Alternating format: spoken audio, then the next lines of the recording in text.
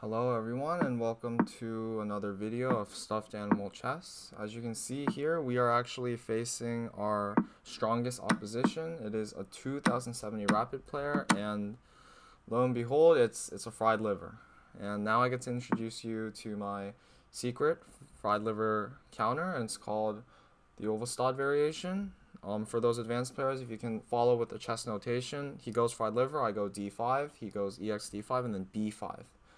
And I think it's really potent. I mean, I've won countless games against very high level players, and let's see if it holds up against 2070 Rapid. But already he messed up. Already I know this because he gave away the light squared bishop, and you're actually not supposed to give away the light squared bishop.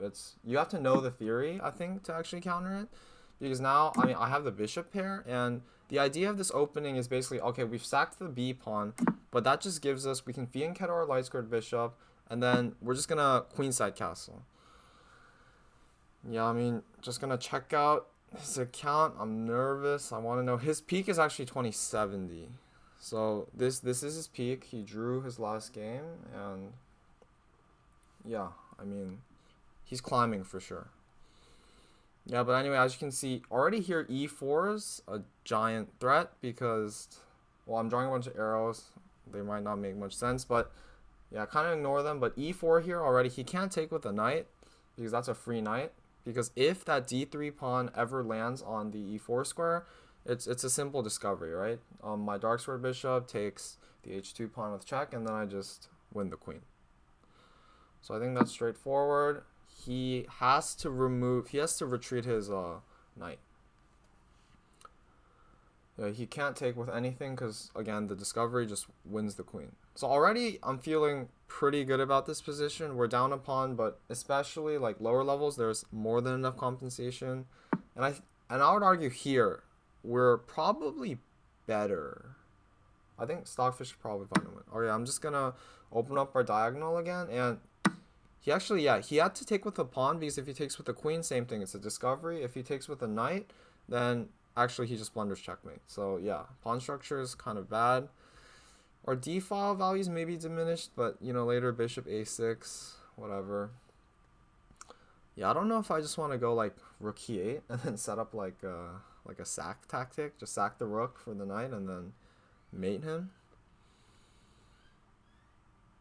Yeah, I mean, he has to go bishop e3. That's forced. He has to cover the e-file. And then now, obviously, I want knight g4. I want to hit that bishop, but I can't, so just h5. And yeah, I mean, threatening knight g4. I don't think h3 is good, because, I mean, at some point, I'm just going to get a massive attack on his king, and that's what we call a hook.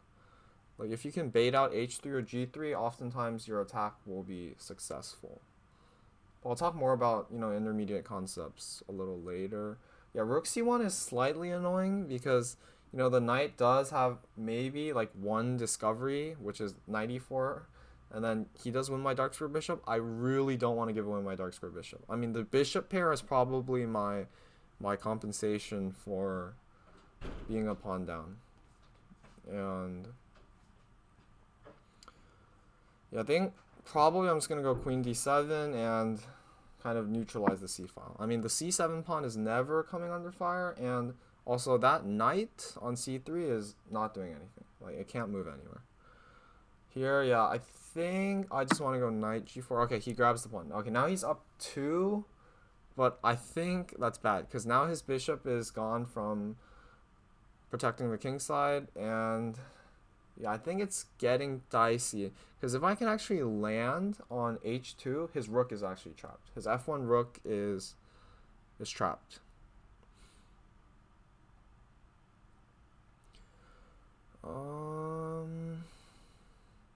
Yeah, I think bishop a7 has to be an inaccuracy. I'm going for it. I mean, if he wants to freeze rook, he has to move his knight. c2 doesn't look particularly good. I mean, f3. I mean, worst case, I just trade and then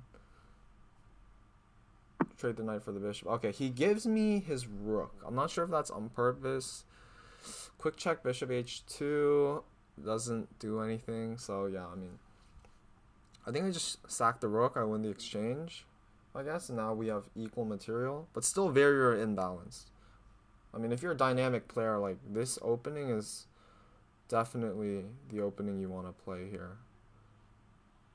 I mean, this position, like, you're not going to get this from other crazy openings. And it's not, like, completely losing or anything.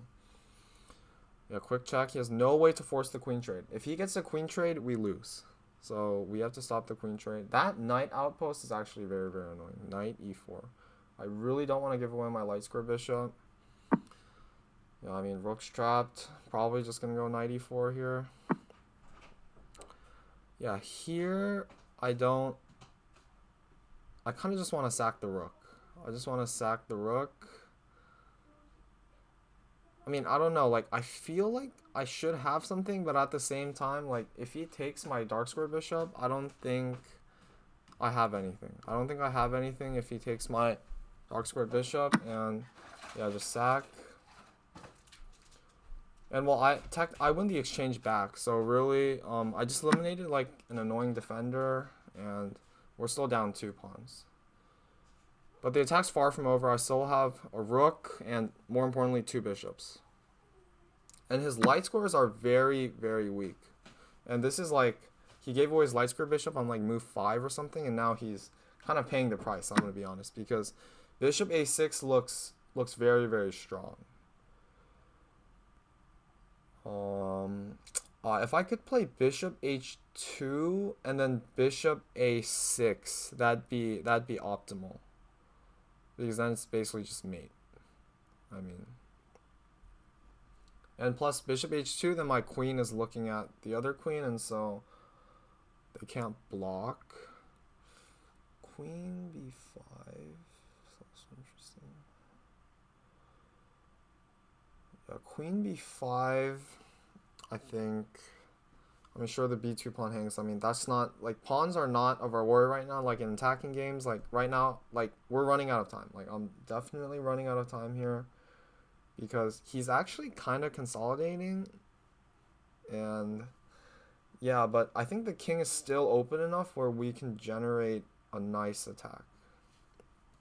Now, the annoying thing is that the queens are looking at each other, and so, I mean, his queen is guarded. There's no, like, discoveries or anything, so I kind of want to get my queen off the d file so that potentially my dark squared bishop can be activated again. And he is up too, so if everything simplifies, then, I mean, he just probably outplays me in the endgame. And I have half his time. But, you know, I think if I get this attack pulled off, like, the next, like, 10 moves or so will definitely just decide the game. Either I win or I lose. Yeah, definitely worth analyzing. Yeah, what I'm going to do is queen b5 and then queen e5. And I'm just going to rotate and threaten mate.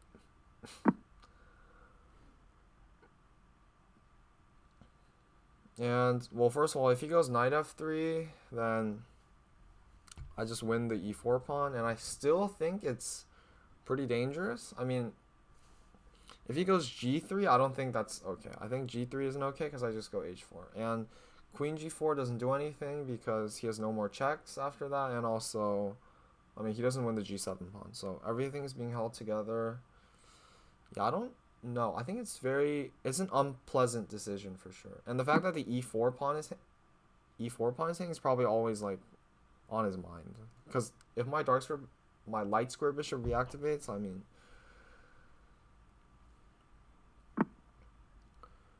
okay, he offers a queen trade. That looks bad. That looks bad because the queen, I mean, sure, if you get the queen trade off, great, but I'm just going to escape the other way, and now your queen is, I don't really know what it's doing. Yeah, I mean, just check, and now bishop a6 is definitely looking like 50 million times stronger. He has to block with a knight because his king can't move.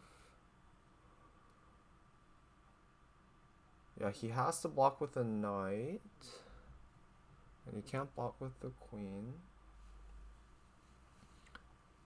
And actually bishop a6, and I think he has to sack his rook. He has to sack his rook. Alex, yeah. I mean, here he has to give the rook. He has to give the rook. Because actually what happens is if he goes knight d3, then actually after queen h1, the king has to step up to e2. And then actually the knight is still pinned. And that light square bishop is doing everything. Because once that knight is pinned, actually I take the rook. I win the rook. He can't guard it. So yeah, actually this is tricky. I don't think... Will he blunder? Would a player of his level blunder a whole rook? I don't know. But sacking the rook is also not easy. Wait, what? Okay, he just hung his rook. He hung his rook. Hey, I mean, if this isn't getting you to play this opening, I don't know what's going to get you. But yeah, there's a pin. There's a pin. There's nothing. Nothing. He has no checks because his queen is on a dark square, which is amazing.